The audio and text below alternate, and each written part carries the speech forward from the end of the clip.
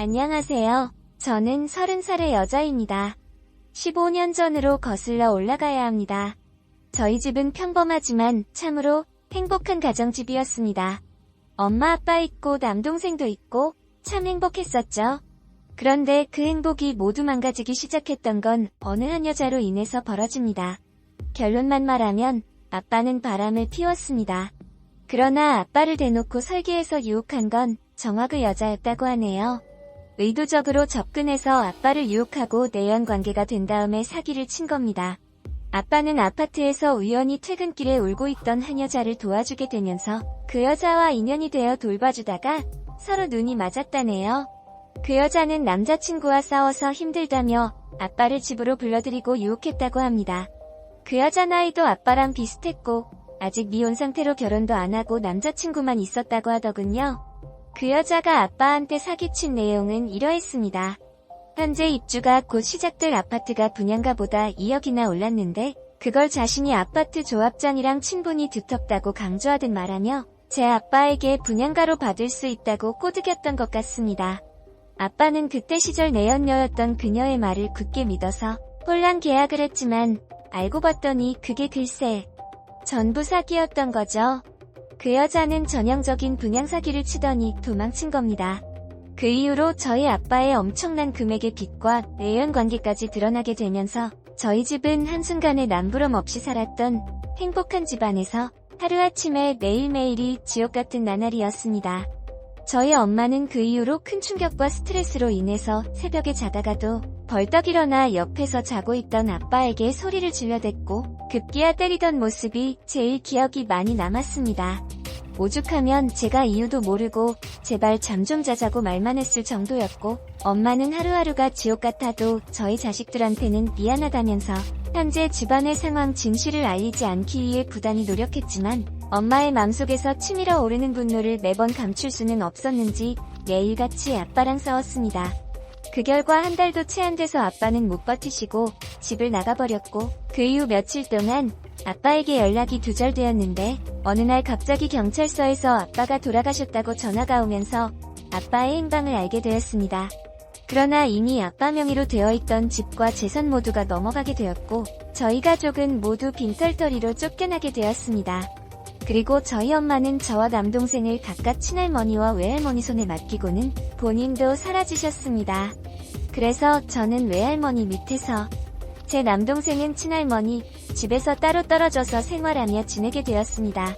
나중에 알고 보니 친할머니가 집안의 대를 이을 장손을 달라고 요구했다고 현실적으로 둘이나 키우긴 힘들다고 해서 남동생은 친할머니가 대신 키웠고 저는 외할머니 손에 맡긴 거라고 하더군요. 엄마는 그 이후로 얼굴조차 본 적이 없습니다. 경찰서에서도 연락 온 적도 없었고요. 이 한순간에 저희 집은 산산조각이 나버렸고 한 달도 채 안 되어 저는 부모를 잃어버리고 남동생도 얼굴을 거의 못 보고 살게 되어버렸던지라 저에게 닥친 이 말도 안 되는 현실을 믿을 수가 없었죠. 또 외할머니 집은 서울에 있었던지라 그전에는 지방에서 살고 있었던 제가 학교까지 전학을 가게 되었고 제 의기소침한 모습은 그런 서울 애들에게는 만만한 대상이었던지 학교 생활에도 잘 적응을 못했습니다. 외할머니는 5년 전 제가 어릴 때 할아버지를 잃고 혼자서 사셨는데 저를 진짜 많이 아껴주셨습니다. 제가 학교 생활에 적응을 못할 때도 제가 하고 싶은 대로 하라며 나중에 대학만 잘 갈 수 있게 학교를 쉬어도 된다고 하시며 제 모든 생활을 진심으로 돌봐주셨습니다. 외할머니가 넉넉한 편은 아니셨지만 그래도 뒤늦게 식당을 나가서 일도 하시며 제 뒷바라지를 해주셨었죠. 고등학교에 입학하자마자 저는 학교를 자퇴하고 한동안 집에서 공부를 했고 17살 여름 시기쯤부터는 재수학원을 다니기 시작했습니다. 1년 뒤 18살 때는 검정고시를 치르고 그 이후 수능시험을 쳤지만 노력한다고 나름 열심히 하여도 명문대를 갈 실력은 못 되었지만 할머니의 권유로 1년 더 미친듯이 이악 물고 공부를 했고 그 덕분에 남들이 다 입학하는 20살 나이 때 그래도 서울에서 괜찮은 대학교에 진학할 수 있었네요. 그렇게 대학을 입학하고 나서부터는 돈이 더 많이 들어가더군요. 학비와 생활비, 교재비 등 할머니는 저에게 대학생이면 대학생답게 생활을 누리라고 했지만 할머니 몸 상태도 갈수록 나빠져갔기에 제 입장에서는 그럴 수가 없었습니다. 그때부터 과외와 알바도 같이 하며 공부에 죽도록 매달렸습니다. 시험 기간이면 4일간 잠도 안 자고 시험 공부만 할 때도 있었고, 그로 인해 잠을 너무 안 자서 일하다가 기절해서 병원 응급실에 실려간 적도 있었습니다. 지금 생각해보면 참 추억이지만 그땐 너무나도 슬펐고 서글펐습니다. 병원에서 깨어나자마자 눈앞을 보니 할머니가 저를 끌어안고 펑펑 우셨고, 또한 저를 이렇게 걱정해주던 친구들이 눈앞에 보였습니다. 그 친구들을 보며 학교에 좋은 옷 입고 아무 걱정 없이 사는 아이들, 나도 부모님이 있었으면 이러진 않았을 텐데 라는 생각을 참 많이 했었네요. 그래도 저는 괜찮았습니다. 저를 사랑해주는 외할머니라도 있으니까요.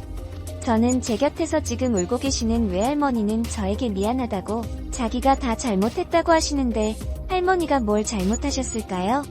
그날 저 역시 할머니를 끌어안고 정말 미친듯이 소리내며 울었습니다. 만약 할머니마저 없었으면 저는 고아원에 다니다가 대학 한번 가보지도 못하고 공장이나 다녔겠죠? 그 이후에도 몇 번 똑같이 쓰러져도 저는 다시 일을 나갈 수밖에 없었습니다. 그래도 미친듯이 공부한 덕에 대학교에서 전액 장학금들을 타게 되었고, 그로 인해 저희 집 빚이 그렇게 크지 않았었습니다. 대학 다닐 때 제 별명은 악발이었죠. 여자 별명치곤 좋진 않지만 그만큼 저를 제대로 표현한 말도 없었다고 생각합니다. 남들 다 하는 연애 한번 못해보고 남들 다 가는 MT 같은 것도 못 가보고, 사실 가보고는 싶었지만 처음에는 과외 수업 때문에 못 갔고 한 번을 안 가게 되니 계속 안 가게 되더라고요. 그런 힘든 시간을 보내고 4년 뒤에 대학교를 졸업해서 취직한 날, 저는 정말 너무너무 기뻤어요. 그날은 할머니의 손을 잡고 앞으로 효도는 내가 하겠다고 했습니다.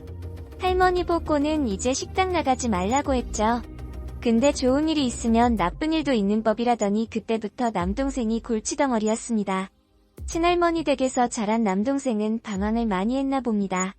나쁜 친구들과 어울려서 사기도 치고 다니고 심지어 소년원도 갔다고 하더군요. 소년원을 다녀오고 나서도 여전히 정신 못 차리고 인터넷 중고 사이트를 통한 사기도 치고 해서 이번에는 합의금이 없다고 저에게 연락이 온 겁니다. 친할머니, 친할아버지도 더 이상 합의해줄 돈도 없고, 동생도 이제는 성인이 되어서 감옥을 가게 생겼다며 저에게 하소연하듯이 합의금 이야기를 하시는데, 저는 어쩔 수 없이 대출까지 받아서 도와줬으나 동생은 그 이후로도 사기를 치고 다녔습니다. 그때 진짜 세상이 절망스러웠어요. 도대체 어쩌다 우리 집은 이렇게 된 건가 하고요. 결국 감옥에 가게 된 동생을 면회를 가보니 아빠가 사기를 당해서 자기도 사기를 치는 거라고 말도 안 되는 소리를 했는데, 저는 동생에게 말하길 이제 너와 인연을 끊겠다고, 나에겐 이제 이 세상에 동생이란 존재가 없는 거라고, 두 번 다시 나에게 찾아오지 말고 평생 감옥에서 살든가, 그게 아니면 철들고 개과천선에서 제대로 일을 하던가, 그렇게 계속 사기치면서 살아봤자 너의 헛소리를 들어줄 사람들은 없다고 말하고는 밖에 나와서 정말 한참을 울었네요. 그 뒤에 또 엎친 데 덮친 격으로 제 엄마와 같은 외할머니가 노안으로 돌아가셨습니다. 감기인 줄 알았는데 병원에 입원하시더니 그렇게 떠나버린 할머니는 제 손을 꼭 잡고 독하게 살아야 한다고, 이 할미가 끝까지 못 지켜줘서 미안하다고, 동생도 절대 받아주지 말고 그냥 앞으로는 너만 생각하고 나중에 꼭 좋은 남자도 만나서 행복하라는 말을 남기시고는 제 곁을 떠나셨습니다. 가족이라고는 저밖에 없는 장례식장에서 저는 할머니를 떠나보내며 많은 생각을 하게 되었습니다. 그때는 진짜 아빠가 떠났을 때보다 외할머니 떠날 때가 더욱 슬프더라고요. 그 이후 저는 혼자서 할머니 없는 빈집에서 살며 회사 생활을 계속하다가 이제는 저도 외로웠는지 남자를 사귀게 되었습니다. 사실 대학 시절 때도 저를 좋아하던 남자들은 은근히 있었으나 제 인생 하나 챙기는 것도 급급했기에 조금도 연애에는 관심이 없었거든요. 직장에 들어와서도 그랬고요. 근데 막상 이제는 혼자 살게 되고 빚도 없이 여유가 조금 생기니 저도 누군가랑 만나고 싶어지더군요. 그렇게 연애를 시작한 게 지금 제 예비 신랑이었습니다. 제 인생의 첫 남자였죠. 그동안 어떻게 연애를 안 하고 살았는지 모를 정도로 전 이 남자에게 빠져들었고, 이 남자도 제가 자취하는 걸 알게 되고는 그때부터 저희 집을 드나들며 정말 부부처럼 지내게 되었습니다. 남자친구는 저보다 3살이 많은 남자였는데 어느 날 자기 집안에 이야기해주기를 어릴 때부터 진짜 가난해서 엄마 아빠는 결혼식도 안 올리고 살았다고 자기는 할머니 손에서 컸다고 하더군요. 그리고 고등학생이 될 때까지 부모 얼굴도 거의 모르다시피 살았다고 1년에 한두 번 오면 한 달 있다 돈 벌러 간다 하고 그렇게 자기는 살았다고 그러다가 고등학생 3학년 때 부모가 이제 같이 살자고 했고 처음엔 엄마랑만 지내다가 나중에는 아빠까지 와서 돈 많이 벌었다며 집도 좋은 데다가 살고 해가 갈수록 더 잘 살고 부자처럼 지내기 시작했다고. 근데 자기는 지금도 어색하다고 진짜 1,000원짜리 하나 없어서 학창시절 때 매점 한 번 못 가던 자기였는데 막상 이제는 우리 집이 부자라고 해서 용돈을 줘도 잘못 쓰겠고 그냥 학원비나 공과금 낼 때 걱정 안 해도 돼서 참 좋았다고 하더라고요. 실제로 남자친구는 돈을 허투루 쓰거나 허세 부리는 것도 없었습니다. 오히려 부모님한테 받는 돈을 모아서 대학 갈 때 자취방 보증금 마련하고 필요 이상 쓴 적도 없다고 하더군요. 전 중학생 이후론 부모가 없었는데 남자친구는 중학생 때부터 부모가 없다가 생겼다니 둘은 그렇게 서로의 과거 힘들었던 이야기를 하며 마음적으로 의지가 되었습니다.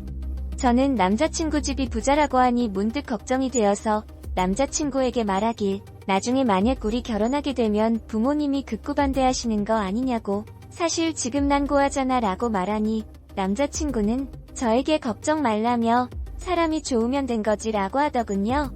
그렇게 차일피일 부모님께 인사드리러 가자는 걸 미루고 미루다 결국은 제 나이 30 남자친구 나이 33살이 되었고 결국에는 남자친구 집에서는 난리가 났습니다. 남자친구 집안의 부모님들은 아들인 남자친구에게 만나는 여자 없다는 식으로 압박이 들어와서 남자친구는 제 이야기를 선뜻 말을 하게 되었고 그 집에서는 우려한 것처럼 반대를 했었죠. 제가 부모도 없고 처가도 별 볼 일 없는 아이를 너가 뭐가 부족하다고 데려오냐며 말했지만 저 아니면 결혼은 누구와도 안 할 거라고 이미 부부처럼 3년을 넘게 살았다고 이 정말 좋은 아이라고 계속 설득해서 결국 남자친구 부모님들이 손을 들어버린 겁니다. 그렇게 처음 남자친구를 보러 간 날 저는 엄청 긴장하고 갔는데 예비 시어머니 얼굴을 딱 보게 된 순간 저는 망연자실할 수밖에 없었습니다. 엄마 아빠를 그토록 싸우게 만들고 저희 집안을 아주 쑥대밭으로 망하게 만든 모든 원인의 원흉이 딱 그 자리에 있었으니깐요. 그 여자는 당연히 저를 모르지만 저는 그 여자를 압니다. 사진으로나마 봤었으니까요. 아주 화려한 거실에서 제대로 된 갑의 표정을 하고는 표독스러운 눈으로 절 노려보는데 정말 기가 막히더군요. 제가 어떻게 해야 할지 몰라서 멍하니 있자 남자친구가 제가 당황해서 그런 줄 알고 제 손을 잡고 앉히더군요. 그러더니 그 여자 입에서 나온 말은 제가 부모도 없으니 결혼식은 언제까지 하고 집은 어디서 살고 애는 며칠 낳고 이런 걸 모두 지가 다 결정해놨었는지 입에서 술술 말하며 명령하기 시작하더군요. 저에게 남자 하나 잘 물어서 결혼한다면서 세상 좋아졌다고 말하는데 저는 말없이 듣고만 있다고 뭔가 표현 못할 마음속 깊이 분노스런 욱함이 솟구쳐버렸고 바로 그 자리에서 일어나 결혼은 다시 생각 좀 해보겠다고 말씀드리고는 그냥 밖으로 나왔습니다. 뒤따라와서 왜 그러냐며 제 손을 잡는 남자친구도 뿌리쳤습니다. 남자친구는 영문도 모르고 저희 집을 찾아왔지만 저는 따라온 남자친구에게 진짜 미안한데 나도 너무 당황스러워서 말은 못하겠으니까 잠시만 생각 좀 정리하고 연락하겠다고 말하며 남자친구를 돌려보냈었죠. 저는 홀로 집에서 멍하니 생각했습니다. 분명히 저 예비시모가 우리 집을 파멸시킨 그 여자가 맞다고 한들 제가 할 수 있는 건 현실적으로 아무것도 없더군요. 이제는 공소시효 때문에 제가 법적으로 조치할 수 있는 것도 없었고 증거들도 오랜 시간이 지나 제가 증명할 수 있던 것도 없었습니다. 남자친구가 저한테 말해줬던 가족사를 떠올려보면 저희 아빠한테 접근할 때부터 남편이 있었고 애도 있었던 여자였던 거고 그동안 사기치고 다니다 돈을 모아서 돌아온 거였죠. 제가 어떻게 이 일을 처리해야 할지 고민하고 있을 때 예비시모는 그것도 모르고 어찌나 화가 났는지 저한테 문자로 온갖 막말들을 보내놨었고 저는 떨리는 마음으로 예비시모에게 전화를 걸어 저는 돌아가신 아빠 이름에 석자를 대며 당신이 파멸시킨 가족 기억나냐고 물었더니 정말 한참을 아무 말이 없다가 전화를 끊어버리더군요. 그리고 다음날 저한테 전화가 와서 만나자고 하더군요. 그러더니 돈 5천만 원을 현금으로 주며 이거 먹고 떨어지라고 하더군요. 그래서 이게 뭐냐고 말하였더니 예비시모는 저에게 말하길 뭐겠니? 너도 알다시피 내가 너희 아빠에게 사기친 죄는 이제 세월이 많이 흘러서 처벌 안 받는다고. 그리고 이왕 이렇게 된 거 어차피 너랑 우리 아들이 안 어울리니까 이 돈 받고 깔끔하게 헤어지라고 하더군요. 저는 그래서 당신 때문에 우리 집이 어떤 꼴이 났는데 지금 겨우 이깟돈 주면서 떨어지라고 말하는 거냐고. 내가 당신이 사기친 모든 사람들 싹 다 찾아다니면서 당신이 지금 어떻게 살고 있는지 똑똑히 말해줄 거라고 말하며 그 자리를 박차고 나가버렸습니다. 그 뒤로 그 사기꾼녀는 매일같이 저에게 연락와서 협박과 회유를 번갈아하며 아빠한테 사기친 돈 다 돌려준다는 등 온갖 가문일설로 저를 설득하려 합니다. 결혼까지 할 뻔한 남자친구는 제가 연락을 하지 않고 계속 피하고 있으니 저랑 시무 사이에 무슨 큰 문제가 있냐고 물어보지만 제가 아직 대답을 안 하고 있습니다. 저는 정말 이 상황을 어떻게 처신하는 게 가장 현명한 행동일지 모르겠습니다. 정말 어떻게 해야 될까요? 안녕하세요. 저는